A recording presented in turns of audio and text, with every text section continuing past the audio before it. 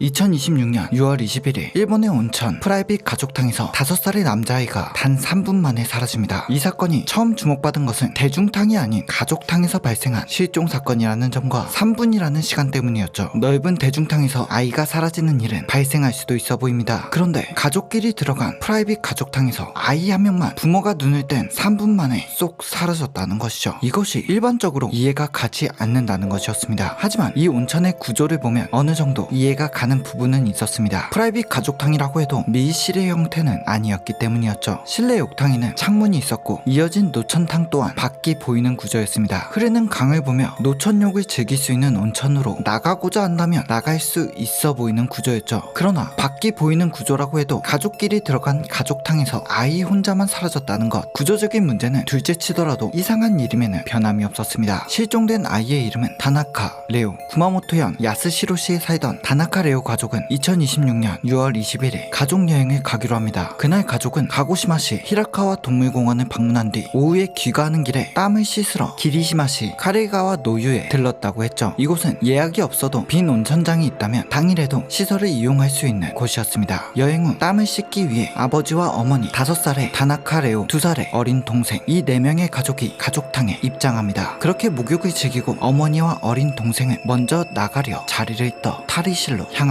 그러나 레오는 목욕을 좀 더 즐기고 싶어 했습니다. 아버지는 가족탕 시간이 좀 더 남아있었기에 그것을 허락하고 탈의실로 향했죠. 그러나 그것이 레오의 마지막 모습이었습니다. 어머니는 탈의실에서 드라이기를 사용 중이었고 아버지가 몸을 닦고 옷을 입고 다시 레오를 데리러 욕탕으로 향하기까지 고작 3분. 아버지가 욕탕의 문을 열려 하자 욕탕의 문이 잠겨 있었다고 합니다. 레오는 불러도 아무 소리가 없었고 부모님은 어떻게 해서든 문을 강제로 열었다고 하죠. 문을 열고 들어간 가족은 욕탕에 레오가 없는 것을 확인하게 됩니다. 그 당시 창문과 방충망은 열려 있었다고 하죠. 아이가 사라졌다면 창문이 유력해 보였습니다. 어머니는 그 모습을 보고 바로 온천 관계자에게 말해 110번 경찰에 신고를 했고 온천 관계자들도 아이를 찾아 나섭니다. 아버지 또한 경찰을 기다리고 있을 수만은 없었죠. 시야에 보이는 창문을 통해 바로 넘어가 눈앞에 보이는 강으로 뛰어들어 아이를 찾아 돌아다녔다고 합니다. 당시 온천장 외부는 이렇습니다. 가고시마현의 조용한 온천장으로 창문 쪽엔 아마오리가와 즉 아마오리 강이 흐르고 있는데 한자로 풀이하면 하늘에서 내려오는 강이라는 뜻이 있습니다. 온천장의 구조를 본다면 창문을 통해 바로 강으로 갈 수 있어 보이는 구조처럼 보였죠. 하지만 실제로 본다면 아이가 강으로 뛰어들기에는 좀 힘든 구조인 것을 알 수 있습니다. 강으로부터 온천장까지의 높이가 꽤나 있었으니까 말이죠. 게다가 창문에서 지면까지도 꽤 높이가 있었습니다. 창문에서 지면까지는 약 1.5m의 높이였죠. 사라진 아이의 신장은 115cm에서 120cm 정도, 아이의 키보다 높은 높이라는 것이죠. 하지만 그 앞에 실외기가 있었다고 합니다. 보통 남자아이들이 벽을 넘거나 벽을 내려올 때 그 높이에서 뛰어내리진 않습니다. 높다면 보통 손을 짚어 몸부터 내려가죠. 그리고 생각보다 남자아이들은 벽을 자주 넘거나 뛰거나 내려옵니다. 실외기도 있었던 만큼 레오가 장난삼아 부모님을 놀라게 해주려고 문을 잠그고 창밖으로 나갔을 가능성은 충분히 있었죠. 그렇다면 주변 어딘가에 숨어 있었어야 했습니다. 구조적으로는 강으로 들어가기엔 강의 단차는 너무 높았으니까 말이죠. 게다가 실종 2일 전에 해당 지역에 가장 심한 비가 왔던 때였다고 합니다. 그래서 강의 수위가 높아져 있는 상태였죠. 이 상황 중 가장 가능성이 있는 건 납치 또는 실족이었습니다. 누군가 창 밑에서 대기하다 아이의 입을 막고 데려갔다. 아이가 문을 잠그고 장난 겸 창밖으로 나가 숨다가 강으로 빠져버렸다. 3분이라는 시간은 누군가 욕탕으로 들어와 문을 잠그고 아이를 데려가기는 너무 짧은 시간 같았습니다. 아무리 탈의실에서 어머니가 드라이기를 쓰고 있었다고 해도 누군가 들어왔다면 큰 소리가 나지 않았을 리가 없었으니까 말이죠. 당시 아버지는 문을 열자 아이가 없는 것을 보고 바로 열려있는 창밖을 주시했고 강에 머리 같은 것을 얼핏 보았다고 진술했습니다. 그의 지체 없이 창밖으로 뛰어나가 강에 뛰어들어 레오를 찾기 시작했던 것이죠. 앞서 말했듯 당시 수위가 굉장히 불어있는 상태였고 유속이 빠른 상태였습니다. 그럼에도 아버지는 강 하류까지 내려가 레오를 찾으러 돌아다녔다고 하죠. 즉각 경찰들이 출동했고 오후 6시 30분경에는 헬리콥터도 뜨며 경찰, 소방단이 수색 활동을 전개합니다. 이것이 공식적으로 뉴스나 기사를 통해 나온 사건 개요입니다. 이 사건이 납치가 아닐 것 같다는 생각은 이 단편적인 정보들에서 나옵니다. 어떤 뉴스에서도 CCTV 정보가 보도되지 않았죠. CCTV는 찌라시나 유튜브 정보로 도일 뿐 공식적인 뉴스에서는 전혀 확인되지 않고 있습니다. 그럼에도 약 10일간 진행되는 수색 과정은 납치 수사보단 실족한 아이 수색에 초점이 맞춰져 있다는 것입니다. 것입니다. 보통 CCTV 정보는 경찰의 공식적인 보도나 관계자 인터뷰를 통해 나오게 되죠. 공식적인 발표 자료가 없다는 것은 납치나 강력 사건으로 추정할 만한 CCTV 증거가 아직 없다는 것으로 해석될 수 있다는 것입니다. 못해도 온천장으로 가족들이 들어오는 모습 정도는 경찰이 확보를 했을 테니까 말이죠. 그리고 이 사건은 온천에서 일어난 사건으로 욕탕 내부에는 CCTV가 없습니다. 내부의 사정은 가족들의 증언을 토대로 추정할 수밖에 없죠. 이 온천장 내부를 본다면 실내 욕탕이 있고 옆쪽에 노천탕이 있습니다. 노천탕의 단차가 창문보다는 낮죠. 그리고 이 문은 욕실 내부에 있습니다. 그렇다면 꼭 창문으로 아이가 나간 것이 아닐 수도 있다는 것이죠. 그러나 이에 관한 보도 또한 거의 없습니다. 거의 모든 뉴스가 창문에 대해서만 다루고 있죠. 노천탕에 대해서 확인할 수 있는 건 가고시마 뉴스의 이 멘트뿐이었습니다. 욕실 옆에 노천탕의 문은 무거워 아이가 열기에는 어려웠을 것이라 판단한 아버지는 열려있던 창문 밖으로 나갔다. 다른 뉴스들에서는 이것을 안 다룬 것으로 보아 이 부분이 아버지의 인터뷰로 나온 말인지 주변의 취재로 나온 말인지 확실히 신뢰하기 어려워 보였습니다. 가족탕마다 다를 수는 있겠으나 다른 사진들을 보면 크게 무겁지 않은 문처럼 보인다는 것이죠. 하지만 이 또한 실제 열어보는 것하고는 다를 수 있으며 탕마다 문의 구조가 다를 수도 있으니 섣불리 판단을 할 순 없는 문제였습니다. 그리고 잠겨있던 문을 가족들이 어떻게 열었는가, 이 또한 가고시마 뉴스에서밖에 나오지 않았습니다. 이곳에서는 동전으로 열었다 라고 기재되어 있었죠. 확실한 팩트라면 다른 뉴스들에서도 다뤘을 텐데 이 또한 확신할 순 없는 정보 같았습니다. 이처럼 이 사건은 종합적인 사건 개요를 제외하고 세세한 건 조금씩 보도에 따라 다르며 많은 루머 또한 생성되고 있는 사건 중 하나입니다. 욕실이라는 장소 특성상 부모의 주장으로 상황을 만들어낼 수도 있지 않은가. 아버지는 왜 창밖 주변을 안 보고 강으로 뛰어들어 아이를 찾았는가. 확실히 3분 만에 사라진 것이 맞는가. 문이 잠겨 있었던 것은 맞는가. 욕실에서 무슨 일이 있었는지 가족들이 의심스럽다 등 실제로 확인할 수 없으니 그 증언 자체를 의심하는 사람들과 그것으로 루머를 생성하는 사람들이 많이 생기고 있는 사건이죠. 하지만 아버지의 입장으로서 생각해보자면 나온 지 3분 만에 돌아가 보니 문이 잠겨 있었고 문을 열자 아이가 없었으며 창문은 방충망까지 열려 있었고 그 창문으로 강이 보이고 있다면 부모로서 그 상황에 얼마나 이성적으로 판단할 수 있을까. 그렇게 이성이 마비되고 당황한 상태에서 강에 머리 같은 것을 잘못 봤다면 아버지로서 직선으로 강에 뛰어든 행동은 전혀 이상해 보이지 않았다는 것입니다. 그리고 사실 이 사건에서 중요한 건 노천탕 쪽으로 나갔나 창문으로 나갔나 아버지가 왜 강으로 뛰어들었나 이것은 중요한 게 아니었죠. 일단 아이가 사라졌다는 점이 가장 중요했습니다. 누군가 문을 잠그고 입을 막고 데리고 나갔냐 아니면 아이가 스스로 문을 잠그고 나갔냐 이것이 문제이며 그래서 어디로 간 것인가, 납치인가, 강에 빠진 실족인가 이것이 가장 중요한데 이게 풀리지 않고 있는 사건이라는 것이죠. 수색은 실종 날부터 해서 계속 이어졌습니다. 다음 날인 6월 22일에는 오전 6시 이른 아침부터 수색이 재개되었고 경찰, 소방 100에서 120명 체제로 수색을 진행했죠. 이때도 유속은 빨랐다고 합니다. 주변 사람들은 평소에는 강 바닥이 보일 정도로 조용한 강인데 며칠 전부터 수위가 불어나고 수세가 강해졌다라고 말했죠. 6월 23일 실종 3일째 규슈전력 수력발전소에서 취수구를 막고 다이버가 수문 주변 및 수로까지 내부 조사를 합니다. 그리고 비가 오기 시작했죠. 실종 4일째 강 상황은 더욱 안 좋아지고 있었습니다. 수위가 더욱 높아지고 황갈색으로 강이 탁해졌죠. 그리고 이날 본격적으로 비가 내리기 시작해 경보급 폭우가 내립니다. 레벨 4의 토사재의 위험 경보까지 뜨게 되죠. 하여 오전 수색이 중단됩니다. 날씨마저 도와주지 않는 것 같았죠. 마치 하늘이 찾지 말라는 듯 비를 퍼부었고 폭우와 토사로 인해 수색에 난항을 겪습니다. 비가 오는 와중 오후 1시 이후가 되어서야 다시 수색에 들어갈 수 있게 되었으나 위험 상황이라 수색은 조심스러웠습니다. 그 후로도 강 주변, 강 하류, 바다 근처까지 수색의 범위를 넓혀가며 수색을 진행하지만 역시나 레오는 발견하지 못하였죠. 실족이었다면 폭우와 강해진 유속으로 인해 바다까지 갔을 가능성도 있다고 보여지는 상황이었습니다. 실종 9일째 실상 아이를 찾기에는 골든타임이 지나도 너무 지나버린 상황이었죠. 이 당시 어머니는 이런 인터뷰를 합니다. 지금 생각하면 이렇게 했으면 좋았을 텐데 저렇게 했으면 좋았을 텐데 후회가 된다. 산과 강은 2차제의 위험이 있어 들어가지 말라고 하여 난 지금 아무것도 못하고 지켜보고만 있다. 부모님은 매일 오전 5시부터 출발하여 1시간 30분 거리에 실종 장소까지 가서 일몰까지 레오를 찾다 돌아온다고 합니다. 직접 강에 뛰어들어 찾고 싶지만 그건 경찰이 막아 그럴 수는 없었다고 하였죠. 그리고 결국 이렇게 말합니다. 무사히 찾길 바랬지만 어떤 형태로든 돌아오기만 하면 좋겠다.